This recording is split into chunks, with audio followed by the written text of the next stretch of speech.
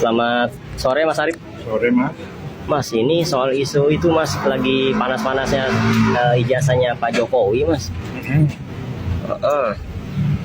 Gimana menurut pandangannya Mas Arif? Itu katanya pada minta penjelasannya Mas itu. Pertama nih ya, kalau mau membuktikan apakah ijazahnya Pak Jokowi itu asli atau palsu, ya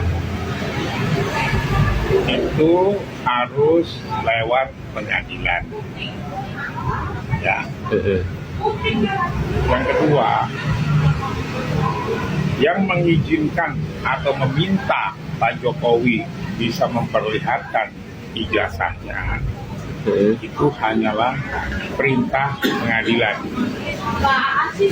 Kalau sudah secara paksa mendatangi Universitas Gadjah Mada sebagai penerbit ijazah tersebut, lalu melakukan aksi demonstrasi ke rumah Pak Jokowi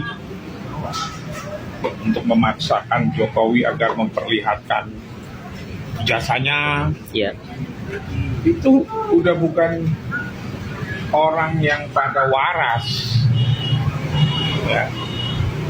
Orang yang tidak menggunakan hak konstitusinya dengan baik. Mas. Ya. Itu artinya berusaha untuk melakukan kekacauan, baik kekacauan sosial, kekacauan politik, maupun kekacauan hukum. Saya sih bukan orangnya Jokowi ya, walaupun dia itu adalah sahabat saya. Ya. Sebagai sahabat dia, saya sangat kasihan sama Jokowi kalau digituin. Hormati dong dia. Iya betul. Ya. Apapun dia adalah mantan presiden kita. Satu dulu. Ya. Terus dia itu juga punya hak konstitusi sama kayak kita. Iya betul. Ya. Woyo, ijazahnya tunjukin. Iya tuh Mas, itu lagi rame tuh Mas. Ya. Sekarang kalian dulu aja menunjukkan ijazahnya masing-masing yang menggugat itu atau yang mempermasalahkan. Misalnya nih, si dokter Tipa, ya, terus yang lain-lain itu kan. Nah, kamu tunjukin juga coba. Mau nggak kamu diperlakukan seperti Jokowi seperti itu? Ya. Ya kan? Tolong dong jaga martabatnya manusia. Ya kan? Ibaratnya teman-teman ketemu orang di jalan yang nggak kenal, nodong teman-teman, tunjukkan ijazah, terus teman-teman wajib nunjukin, ya teman-teman pasti nolak kan, ini orang siapa, apa haknya, apa kepentingannya dia memaksa saya menunjukkan ijazah. Jadi sebenarnya problem basic ya kenapa Pak Jokowi nggak mau nunjukin ijazahnya itu ya tadi karena ada hak asasi yang tergores ya di situ, merasa loh lu siapa, kenapa maksa nunjukin ijazah. Nah di sini tidak dipahami oleh Rosuryo dan kawan-kawan hal mendasar ini ya teman-teman ya. Jadi tidak selesai karena masih ada keinginan-keinginan untuk memperpanjang proses itu. Jadi sebenarnya kan ini kasus bisa cepat selesai tuh. Kepolisian segera memproses, mau Mas Roy yang diadili maupun ijazahnya yang diadili. Itu soal kemauan yang saja. memperpanjang Mas Roy atau lawannya? Ya bisa saya kira Mas Roy pasti pengen cepat selesai kalau Mas Roy gitu. Karena kita ngelihat dua kasus sebelumnya itu kan cepet banget tuh. Iya kan? Bambang Tri dan Bambang Tri sama Gus Nur. Itu cepat sekali. Tapi kalau ini kok enggak gitu. Karena apa? Karena sudah mengarah pada substansi. Tapi Mas Roy tadi dengan wayangnya, saya kira Mas Roy harus belajar lebih dalam lagi. Kenapa?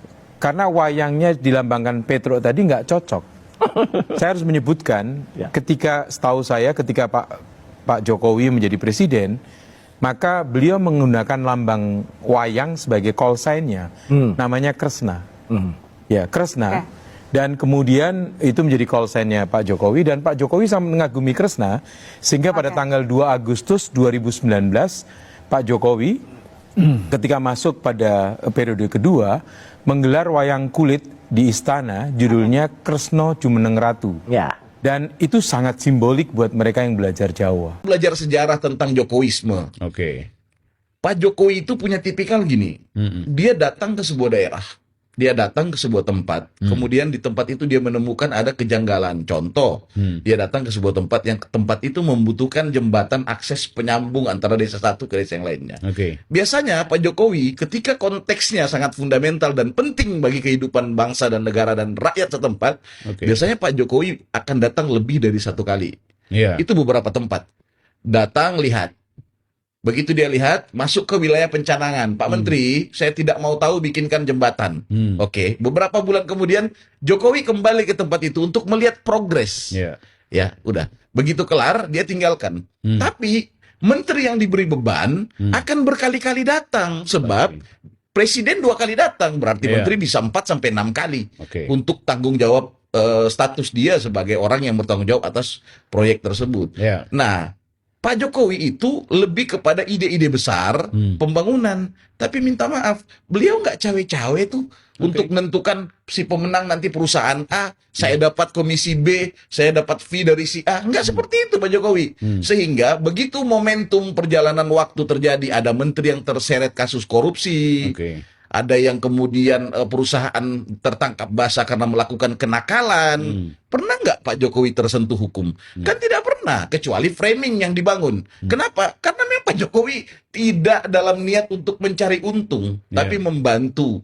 Ya, Pak Jokowi orang yang sangat sederhana dan bagi saya beliau sudah cukup dengan kehidupannya. Iya. Ya, hidup di sebuah rumah sederhana di Sumber, Jawa Tengah, di Solo. Ya, kemudian beliau menikmati hari-harinya. Oke. Saya kira itu tradisi hidup dari kelompok dan keluarga ini dan tidak ada semacam kelompok atau semacam cara-cara berpikir Pak Jokowi yang Iya. kemudian demi meraup harta sebanyak-banyaknya memperkaya dirinya. Enggak lah, enggak seperti itu. Kita bisa lihat di depan mata kepala kita sendiri bagaimana kesulitan-kesulitan beliau. Ya jujur aja, beberapa proposal yang datang menghadap Jokowi secara pribadi kan beliau belum bisa membantu. Iya. Karena sempat saya kemarin waktu kita ke Solo kan sempat ada beberapa beliau meminta maaf. Iya. Artinya nanti saya coba usahakan kalau ada rezeki, Iya. saya ikut membantu kan beberapa orang yang saya lihat membawa proposal pada waktu Iya, itu. iya. Artinya kalau orang ini seorang yang menumpuk triliunan uang di apa namanya di brankas atau mungkin seperti yang disebutkan Bitor ada banker Iya. di dalam rumah, lihat kan dia tinggal cungkil pakai jari kelingking aja gitu. Enggak seperti itu. Oke. Kemarin ada asumsi misalnya PSI. Iya. Oh PSI ini partai kaya raya. Kenapa ada Jokowi? Lah Pak Jokowi dengan tegas pada waktu itu menyampaikan di acara PSI ya. Kalau saya tidak salah ingat Pak Jokowi mengatakan bahwa kalian harus membangun kekuatan sampai di level paling bawah. Nah, Iya. untuk melakukan ini itu perlu ada biaya. Iya. Nah, Pak Jokowi kan tanya balik. Ini dari mana uangnya? Nah, pada waktu itu kan gemuruh. Dari mana, Pak? Tolong dipikirkan. Lah, ya, masa harus saya carinya juga di mana kayak Iya, gitu. iya, iya. Apa mungkin orang bisa berbohong dengan menyimpan uang bertriliunan rupiah? Iya. Apa mungkin ada orang punya kemampuan untuk melakukan itu? Enggak lah. Menurut saya tidak seperti itu. Ya itu ya teman-teman, luar biasa. Tadi beberapa klip kita simak tentang Pak Jokowi dan bagaimana Roy Suryo ditegur karena sering memperagakan wayang tapi tidak tepat ya teman-teman oleh direksi atau direktur media tadi ya ditulis di video itu. Dan ya kita menyimak juga video terakhir bagaimana luar biasanya Pak Jokowi ya, tidak menumpuk harta, idenya besar tapi dia tidak pernah cawe-cawe memperkaya siapapun, perusahaannya atau dia bikin perusahaan, bikin yayasan untuk menggarap proyek-proyek besar negara. Itu kenapa kita bisa melihat lah Pak Jokowi tidak pernah ada isu bahwa dia punya perusahaan apa lalu menggarap infrastruktur negara ini. Semua itu dia transparansikan kepada publik siapa yang ingin menggarap. Dia hanya ingin gagasan besarnya ini terlaksana dengan baik. Dia tidak punya kepentingan pribadi di sana. Ya luar biasa ya Pak Jokowi, tapi aneh juga masih banyak yang membenci ya teman-teman ya. Kalau menurut teman-teman bagaimana nih? Coba tambahkan di kolom komentar. Itu saja video kali ini, sampai jumpa di video saya selanjutnya.